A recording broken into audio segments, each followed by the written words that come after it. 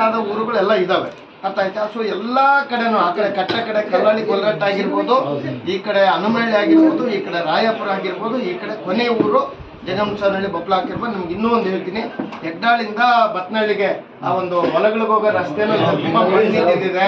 ಅಲ್ಲಿ BT road ಆಗಲ್ಲ, CC ರೋಡೇ ಬೇಕಂತೇಳಿ 3 ಕೋಟಿ ಅನುದಾನದಲ್ಲಿ ಅಲ್ಲಿ ಕೂಡ ಈಗಾಗಲೇ ಇವತ್ತು ಟೆಂಡರ್ ಆಗುತ್ತೆ.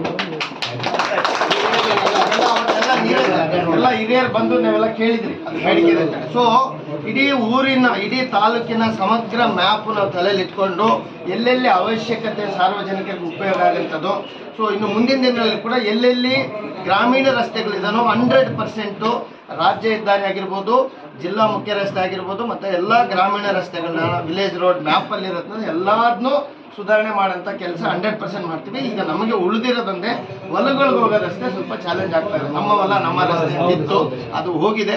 ಅದಕ್ಕೋಸ್ಕರ ತಾವೆಲ್ಲ ಈಗ ಏನಾಗಿದೆ, ನಾವು ಎಲ್ಲ ಈ ರೀತಿ ನಮ್ಮ ಶಾಸಕರ ಅನುದಾನನ ಈ ಹೊಲಗಳಿಗೆ ಹೋಗೋ ರಸ್ತೆಗಳಿಗೆ ಉಪಯೋಗಿಸ್ಕೋಬೇಕು, ಮತ್ತು ವಿಶೇಷವಾಗಿ ಶೌಚಾಲಯಗಳಿಗೆ ಮಾತ್ರ ಉಪಯೋಗಿಸ್ಬೇಕು ನಾನು ತೀರ್ಮಾನ ಮಾಡ್ಕೊಂಡಿದ್ದೀನಿ.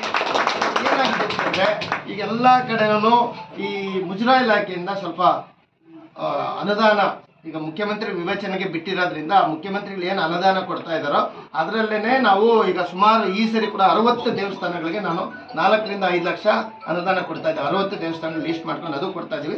ಅದರ ಜೊತೆಗೆ ಕೆಲವು ಅದರಲ್ಲಿ ಬಿಟ್ಟು ಹೋಗಿರೋದನ್ನ ಶಾಸಕರ ಅನುದಾನದಲ್ಲಿ ಕೆಲವು ದೇವಸ್ಥಾನಗಳು ಕೊಡೋಂಥ ಕೆಲಸ ಮಾಡ್ತಾ ಇದ್ದೀವಿ.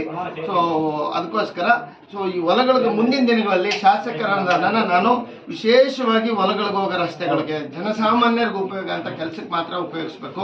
ವಿಶೇಷವಾಗಿ ಮಹಿಳಾ ಶೌಚಾಲಯಗಳು ಮತ್ತು ಶಾಲೆಗಳಲ್ಲಿ ಶೌಚಾಲಯಗಳ ಅಗತ್ಯ ಇದ್ದರೆ ಮತ್ತು ಹೊಲಗಳಿಗೆ ಹೋಗೋ ರಸ್ತೆಗಳನ್ನ ನಾವು, ಯಾಕಂದ್ರೆ ಅವ್ರೇನಲ್ಲಿ ತಾರ್ ಹೊಡ್ಕೊಳ್ಳಲ್ಲ, CC ಹೊಡ್ಕೊಳ್ಳಲ್ಲ, ಒಂದು ಸ್ವಲ್ಪ ಬಂಡಿ ಟ್ರ್ಯಾಕ್ಟರು ಹೊಲಕ್ಕೆ ಉಳುಮೆ ಮಾಡೋಕ್ಕೆ ಓಡಾಡೋಕ್ಕೆ ಅನುಕೂಲ ಆಗಲಿ ಅನ್ನೋದು ನಮ್ಮ ಬಯಕಿದೆ. ಬಟ್ ಏನಾಗುತ್ತೆ, ಈಗ ಎಲ್ಲ ಜಾತ್ರೆಗಳು ಇವು ಒಟ್ಟಿಗೆ ಬಂದ್ಬಿಡ್ತವೆ.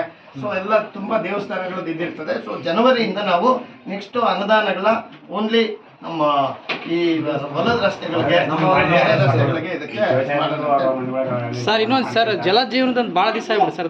ಈಗ ನಿನ್ನೆ ಮಾನ್ಯ ಮುಖ್ಯಮಂತ್ರಿಗಳು ನರೇಂದ್ರ ಮೋದಿ ಅವ್ರನ್ನ ಸನ್ಮಾನ್ಯ ಪ್ರಧಾನಮಂತ್ರಿನ ಭೇಟಿ ಮಾಡಿ ಬಂದು 5 ಬೇಡಿಕೆಗಳು ಇಟ್ಟು ಬಂದ್ರು. ತಾವೆಲ್ಲ ಓದಿದ್ರ?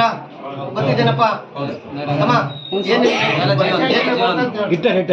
ಏನೇನು ಬೇಡಿಕೆ ಇಟ್ಟು ಬಂದ್ರು ನೋಡಿದೀನಿ ಸರ್. ಏನೇನು ಜಲಜೀವನ 5 ಬೇಡಿಕೆಗಳು ಏನು ಕೊಟ್ಟು ಬಂದಿದ್ದಾರೆ? ಏನ್ 5 ಬೇಡಿಕೆ? ನಮ್ಮೂರ್ದು ಒಂದೇ ನೋಡಿದ್ವಿ ಸರ್. ಒಂದು ಪತ್ರ ಕೊಟ್ಟು 300 ಕೋಟಿ ಇತ್ತು, ಅದ್ರದ್ದು ಅರ್ಥ ಆಯ್ತಾ.